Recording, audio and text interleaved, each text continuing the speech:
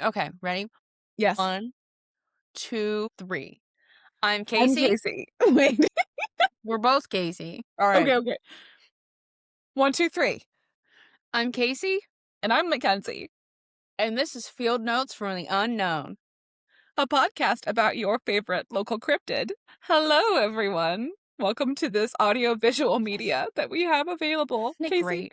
how are you doing? I'm good. How are you? I am alive. I prefer it that way. Okay. Hey.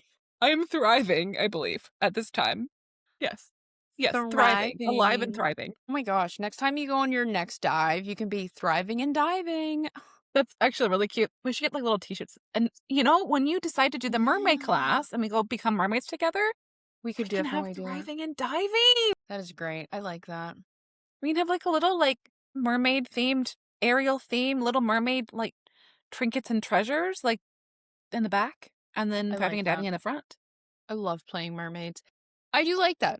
After talking more and knowing that I could probably touch where I'm diving, Mm-hmm. I will consider. You're coming around to the dark side. Yes. Being underwater and like breathing is such an incredible feeling. Truly, I wish I had gills. that's the sound that I feel like you would just always hear in your ears if you had gills. Absolutely. Yeah. Yeah. I feel like you'd get used to it, probably. Like a really wet, like Probably. slurpy sound. Well, Are we this going is to talk good. about Fishman? We're Oh not. my gosh. Is there a Fishman? Yes, there absolutely is. First off, what's that movie? Water is Wet? No, The Feel of Water. Are you talking No. about the blonde haired girl? Is it a Disney movie? No. What is that movie? I'm talking about Aqua Water something. is Blue. No, it won an Oscar a couple years ago. Water is blue. The Feel of Water? Is it The Feel of Water? I watched that show on Netflix. It was called Sirens. I thought it was about mermaids, but it's not. It's not. It's good, but not about mermaids. I've not watched it. Honestly, I can't even say if it's good. It's good. I didn't want it to end, so I never finished the last episode. Are you one of those people that like can't finish a series because you want it to not stop? Sometimes, if it's really good and I don't want it to end, I'll let it sit there and marinate for a very long time. And that's one of them. Sometimes time is the marination that we all need. Yeah. And there's another one on Netflix that's called Gracie Darling. Very good. Haven't I finished watched it. that recently. Haven't finished it. Loved it. So far, I'm just don't want it to end. It's the mini series for me, man. I don't want a mini series. I want True. but it's so Finish good. it though, because the ending's out of left field. You're gonna love it. Ah, fuck. Should I tell you about it? No. You should, if you haven't yet, you should definitely watch His and Hers because that ending blew my fucking mind. I even know what it's about. Where do I find His and Hers? Is that like closets? It's on Netflix. Okay. Netflix. It's about a detective and his ex-wife's a news reporter. It's very good. It's also a book. Okay. I have it on my Kindle, but didn't start it yet. Gotcha. You are loving your Kindle. I'm loving the Kindle. Like, it is probably the best birthday gift I've gotten. I love it. What a good gift. Right? It's such a good gift. You know, also a really good gift? What? Not our cryptid of the day. She's a very bad gift. It could be a good one depending on who you ask, I feel. So to preface this, we're recording in April, but this episode will be coming out around Cinco de Mayo. But we didn't really want an on-the-nose topic. We wanted something more spooky, but inclusive of any of our Hispanic listeners. So our topic today is the weeping woman of the desert Southwest, La Llorona. Oh, I love this. I love her too. Is she a cryptid? Is she Yeah. a ghost? Is she a space alien? Theories abound. Who really knows? But she is, in fact, the topic of our podcast today. I can't wait to hear about it. Are you ready? I am ready. Okay. Well, hold on. She could be a gift if you don't want your kids. Just saying. You're totally right. Exactly. Yeah. Just saying. Then, Yep. I feel like if your kid just mysteriously went missing and you're like, well, the Rona took her, the cops might, I don't know, you really got to think about that. Please, no one think about this. Okay? Yeah, please don't.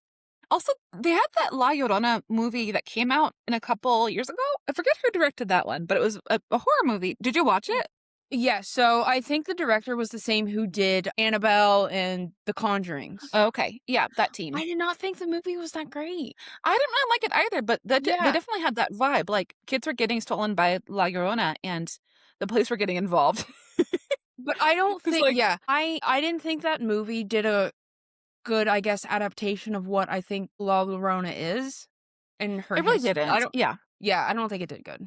I totally agree. So, So, we're going to talk a bit about like where the legend came from, some of the original ones, and kind of how it's progressed in pop culture. And then we'll kind of dive into some of the weird theories about it.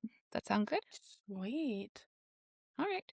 Sounds So good. she originates from Mexico, but she's really taken root as a fundamental part of lore of the entire desert southwest region. Her visage changes sometimes, but she's described often as a phantom in white.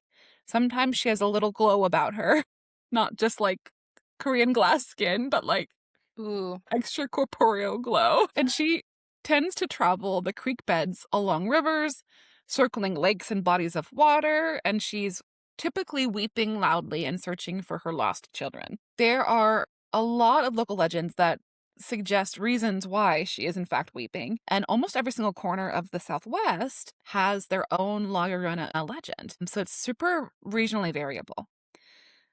One of the oldest legends out there is actually linked to Hernan Cortez, which, the conquistador of Mexico. Story goes that Cortez had a mistress called La Malinche. History would suggest that La Malinche was actually a real historical figure, but was not actually a willing mistress, but rather an indigenous Nahua woman who was enslaved by the conquistadors and then forced to work as an interpreter, kind of a la Pocahontas, until Cortez developed a sexual interest in her. Allegedly, she had Ew. one child by Cortez before being replaced by a high-born Spanish woman as Cortez's legal wife. And the legend part of this, not verified by history, but thought to be La Llorona, is that in an act of jealousy and as in retribution for being replaced, and also for the Spanish having come, to Mexico and decimated the population of her indigenous people, she murdered Cortez's child in cold blood before then killing herself and becoming La Llorona. Oh, shit. Yeah. Kind of a baller, actually. So, she murdered his kid, not their kid together, right? That was the kid that she had by Hernan Cortez. Yes. Okay. She killed their child and then killed herself and became a spirit. I know. So, she's just searching for, I guess, her child's spirit. Partly. And I think also, I think a part of this legend is especially the idea that by doing this, she was trying to seek justice for the entirety of the indigenous population. So I think her spirit surviving is both continuing trying to have that retribution, but also an idea of the spirit of those people also persisting. So I think it's kind of a Mhm. twofer thing. Like, it's not only was she there maliciously, but she also and this is something that we'll talk about a bit more is sometimes she is a scary, spooky, gonna steal your kids lady, but sometimes she's a cultural facet. Like, she represents a whole culture. And also women in a time when women don't really have a voice or equal part of society or the ability to choose their own path. Mhm. So I don't know. I find her super fascinating. I agree. It's a very fascinating yet sad story. One, because the whole mistress thing, like, just pisses me off. Yeah, it's fucked and it's scary. And I feel like that's something that we see like throughout history. Like, it's Yeah. sad. Moving on past that time period, one of the first traditional stories, this one also from Mexico, that follows more of what I think we know colloquially as like the more common La Llorona lore, is about a woman named Maria. So the story goes that a young lord took up with a woman named Maria, and they were very in love. They had 2 or 3 children together and lived happily together as a family, but never got married. The man's parents were completely unaware that Maria existed, and were kept urging, yeah, I know, they kept, because she was a lowborn woman, they kept urging their lord son to marry a woman of status and power, and a person that was suggested by the church in order to provide them heirs that could then like sustain their family line. So allegedly, after pressure from the community and from his parents, the young lord obliged and agreed to marry another woman. He Ew, fuck came your to tell, parents, man. I know, never, what the fuck? He came to tell Maria about the engagement, and he said, "It's okay. I'm marrying this lady, but it's like, it's nothing. And I'll keep on providing for you and the It's nothing. children. It's not a big deal. But like, I just Don't can't worry live here about it. anymore." Yeah, don't worry Yeah. about it. You'll be fine. I love you. She means nothing to me. I You have know, to do this. I have to freaking do this. Um, but he's gonna move all his shit out and never visit. Oh my god. So Maria was enraged. Same. Yes. I'd go for his balls. Yep. So I love this. So the story goes that on the day of his wedding, Maria came to the ceremony, stood in the back of the church dressed in all white and under a heavy veil, and just stood Yes. there during the whole ceremony. That is Like, amazing. fuck you. I Love it. swear, if someone comes to my wedding in white, I'll freak out. Freak out. Especially in a wedding dress. I'm Yeah. sorry. So Yeah. they're just up there getting married, paying no mind to like the other woman in the back of the Yeah. church. Yeah. Skulking, just like an aura, like radiating rage. I'm sorry, you can't ignore that. Trust me. Yeah. Yeah. The au- Yeah. the awkwardness was probably so thick. Oh God. Could you imagine? So after the ceremony, this is when like normal story happened. So after this ceremony, she was in the white. She went back home. She was sad, full of rage, and then she took her children and drowned them and herself in the river. It's dark. It's kind of dark. That is. It kind of sounds like the beginning of Shutter Island. I've never watched that movie, but I've always wanted to. I've heard it was really Oh, good. it is very good. Very good. She drowns her kids in a pond. Literally the And same thing. Yeah. she's like, they're at school. And he's like, why are you wet? Yeah. The I kid, feel like the yeah. woman drowning her kids is such a it's a trope that we have all the time. And I feel like a lot of it comes from La Llorona, actually. There was I forget what it was. It was on Netflix. It was a documentary about a woman who killed her children. Mind you, she was in like a psychosis, Uh-huh. but it's just wild to me sometimes. Yeah. I don't think And it's something that is and logical. extremely sad. They're Yeah, like, absolutely. yeah. Yeah. So legend had it that after she died, she went to heaven and tried to enter and was told, "You can't come in here unless you also bring your kids with you." Because her kids didn't make it. So then her spirit went back onto earth, and that's why she wanders the riverbeds trying to find the souls for lost children, How wearing the white fucking dress. dare you not allow children I know. like Could you imagine? the same God that gives kids cancer? Yeah. Don't even get me Yeah. Yeah. I don't have any words for that. So, and again, like this is a story that is varies by region, but this is the general trope of probably the most popular La Llorona myth.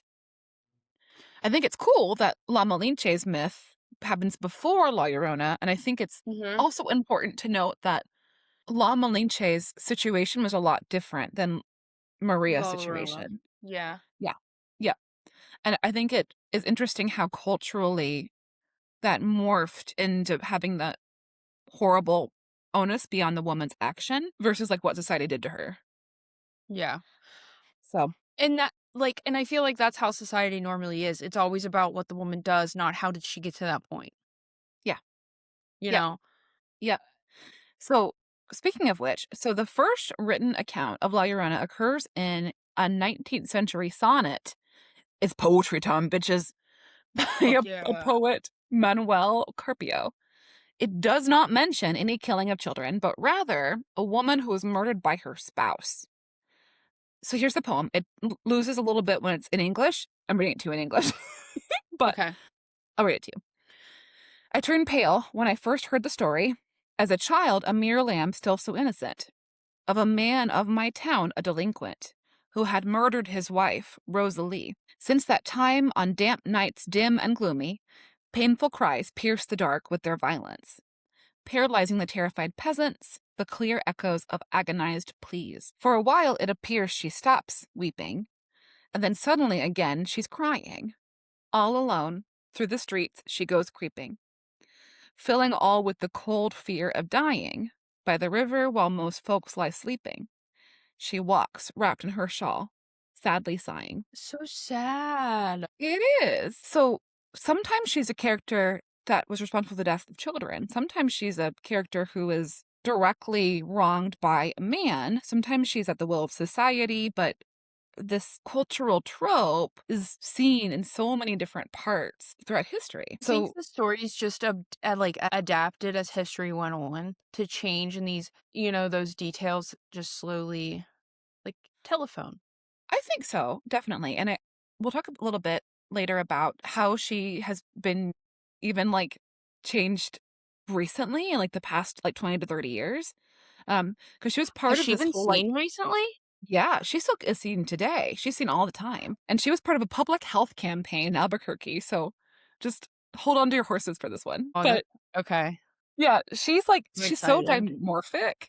Like sometimes she's harmless, sometimes she is vengeful. She drags people to watery graves. Sometimes she's just wandering around crying. Sometimes she's dressed in white, sometimes in all black, barefoot, sometimes riding a horse, sometimes sitting in a whole big ass carriage. Damn. Yeah, sometimes she has a veil, sometimes she's barefaced, sometimes she has no face at all, just like a blank thing. The weirdest one I read was having the face of a skeleton or a metallic horse. That is Yep. weird. Yeah, that one I'm still getting my brain around. Like a metallic horse head, like But does veiled. she only haunt like a certain area? Like, So always bodies of water, always is around it bodies of always water. by water? Yes. So that's like one of the consistent narrative things is she's always by bodies of water. Except occasionally, horrifyingly, has the ability to actually sneak into people's homes and invade their dreams, which I really hate. And I have a story about that.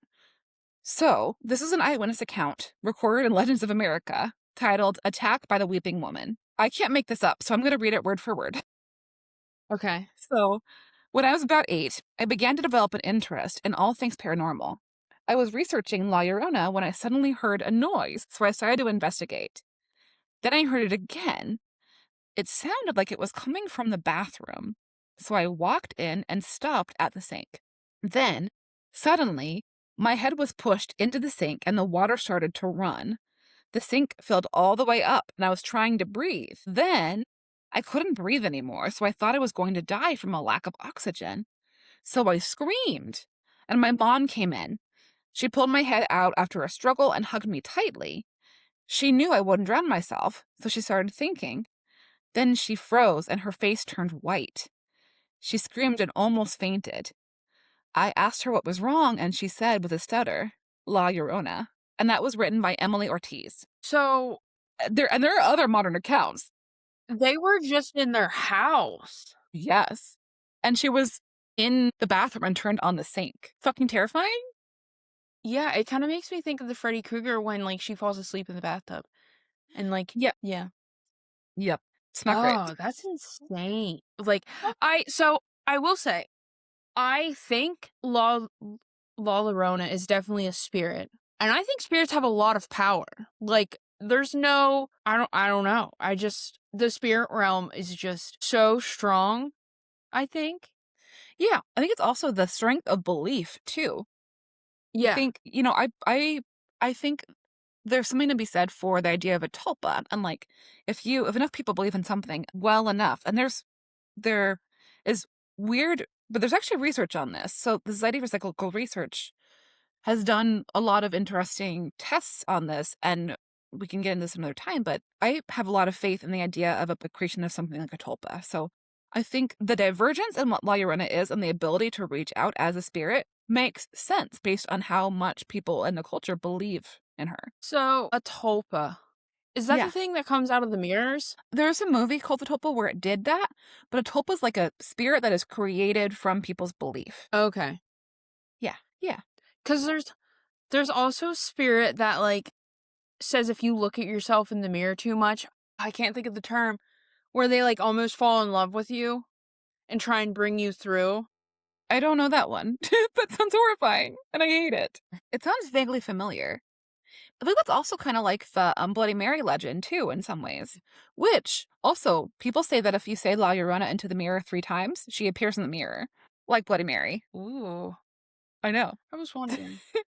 Spoopy. I know there's a lot of very, I mean, mirrors have definitely a lot of significance in the There spiritual world to being like portals. yes. Yeah. So La Llorona is not just a ghost story told by moms to their kids to get kids to behave, but it's also, like we talked about, a very active and evolving part of Hispanic culture. So I mentioned the whole Albuquerque, New Mexico thing. Yeah. So I've heard in a lot of my research, like the story of La Llorona stalking ditches, which, as someone who grew up in the Midwest and lives now in Pennsylvania, like when I think of a ditch, I have a very specific thing in my brain. Yeah. It's a ditch. Yeah, what's in my Like brain a is very different. Yeah, from divot what between two, yeah. yeah, but a ditch in the desert Southwest is different. So ditches in the desert Southwest are things that are either natural or specifically in place because those areas are subject to super heavy downpours and flash flooding, especially in like the rainy season. The earth Mhm. is so dry, water hits the surface and then forms these ditches and it goes pouring down. So the So water it's can just, like, accumulate. kind of a puddle of water? Well, no, it's bigger than that. It's like a deluge of water. It's like because the water hits the earth and it's so dry, it doesn't get absorbed. So it all Yeah, it collects really fast and turns like okay, flowing river. okay, alright. I know what So you're talking about now. yeah, so the Okay, drainage I can picture ditches, that. so like arroyos is like another word, like a Spanish word for what Yeah. these are. Like it's bigger, it's deeper, and it can take water really, really fast. So to keep communities from um like being harmed. So a lot of times in the summertime, these are deep ditches. It's a cooler area. Kids will go and hang out. And sometimes there's like pools of water in there. They can be hanging out, skateboarding, doing kids that things that kids do. If a downpour happens, water can get in there really fast and sweep away people and actually cause drownings. And this is a fairly common occurrence. Um, Oh, yeah. no thank you. Yep. So during the summer and fall of 1984, the city of Albuquerque started a public health campaign by plastering city buses and murals with the phrase, "Ditches are deadly, stay away," with an image of La Llorona. Okay, I mean, like, good on the advertising, I know. or It's really funny that she just slapped on. So it's right? like they're Well, I mean, co-opting the idea. if she Yeah, can be conjured up by water, that makes sense. it totally She'll does. drown you in a ditch. She sure will. And if that is what keeps kids out of the ditches, fine. Then that's what keeps kids out of the ditches. Right? It's been updated now to just ditch the ditches, but La Llorona is still apparently on public buses. No, I like the first one better. Ditch the ditches is dumb. Yeah. I don't like that. Go Do you back to the prefer La OG Llorona one. or the Ditch Witch? Ooh, Ditch Witch? Ditch Witch. I like that. Ditch Witch? I like that. Yeah. Although some people find the idea of calling her the Ditch Witch and not La Llorona to be cultural whitewashing and erasure of Hispanic culture, Right. and I get that. I get Yeah, that. I'd also like to I hear get that. But like La Llorona, semicolon, the Ditch Witch. yeah, yeah, Can we do that? I like that. So I she's also partly because of La Malinche and like the fact that in a lot of ways, like the story of Maria and Maria like La Llorona's is so entrenched in like women not being enough in society. The idea of La Llorona has also been kind of taken over by feminism, especially like the Chicana culture, which is Hispanic women who are born in the US. The archetype is kind of being woven into feminism as a symbolism of resisting the patriarchy and against like heteronormativity, and that like you don't have to be like a ghost who was a bad mother, but rather so you're like a loud woman or a gritona who is uncompromising and strong and making decisions for your own life and having agency, which I can get behind, yeah. Yeah, I you can know, get behind that. Absolutely. hoping that we don't have to murder our kids in rivers to do that.